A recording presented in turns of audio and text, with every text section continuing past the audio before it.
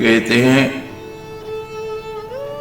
First impression is the last impression. पहली बार किसी के मन में जो छवि आप अपनी बना लेते हैं वो अमिट हो जाती है, उसको मिटाना बड़ा कठिन हो जाता है।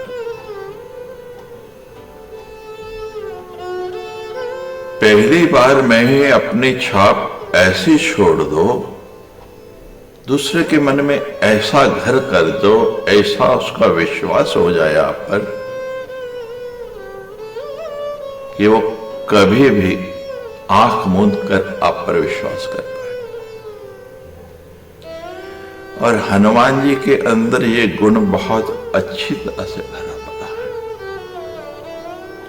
अपनी बात को दूसरे तक पहुंचाना कैसे है, एक्सप्रेस कैसे करना है, उसको समझाना कैसे है, वाक्पटु होना, वाक कुशल होना, संवाद की कुशलता होना, ये सरल नहीं है। और हनुमान जी तो इसमें दक्ष हैं। स्मरण कीजिए सुंदरकांड का वो प्रसंग जब हनुमान जी जानकी के सामने गए और प्रथम मिलन होना है। रामचंद्र को मरने लगा, सीता को विश्वास नहीं हो रहा है कि रावण बहुत बड़ा मायावी है, कुछ भी कर सकता है और ये वानर का रूप लेके कहीं मुझे ठगने तो नहीं आया है। लेकिन हनुमान जी समझ गए कि जानकी के मन में शंका है, वो अभी तक मेरी बातों का विश्वास नहीं कर पड़ा, वो आशंकित हो गई।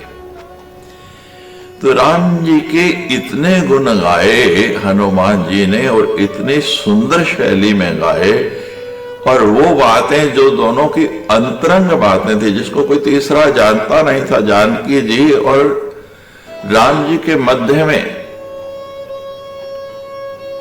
जो जो गुप्त संवाद हुए थे, जिस नाम से राम जी जानकी जी को पुकारते थे, सत्य शपथ करना निधान थे, तो जानकी जी को विश्वास करना पड़ा। उनको विश्वास हो गया कि ये सचमुच भगवान राम के दूत हैं।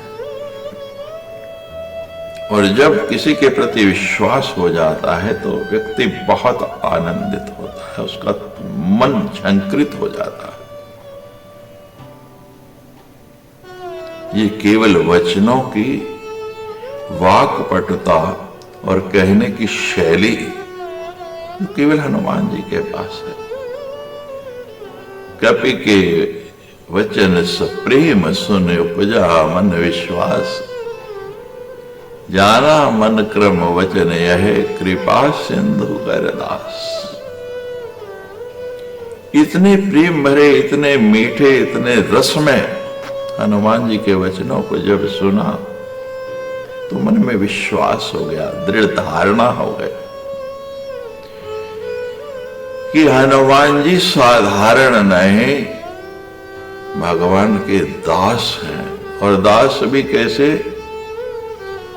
जो मन से भी भगवान के हैं, अपने कर्म से भी। यही तो उनका कर्म था कि इतनी दूर समुद्र पार करके, इतना पुरुषार्थ करके और रास्ते की सभी बाधाओं को पार करते करते यहां तक पहुंच गए। और अब जो वो कह रहे हैं वचन, उनकी जो बात कह रहे हैं कि मैं और कोई नहीं, इतना बड़ा कार्य करने के बाद भी जो कहते हैं कि ये मेरा कुछ नहीं, मेरा पुरुषार्थ नहीं, मेरी इसमें कोई ताकत नहीं, कोई शक्ति नहीं। ये शक्ति तो उसकी है, किसकी? जिसका मैं दास हूं। और किसका दास हूं? जो आपके स्वामी हैं। और स्वामी की जो पत्नी होती है वो तो स्वामिनी होती है।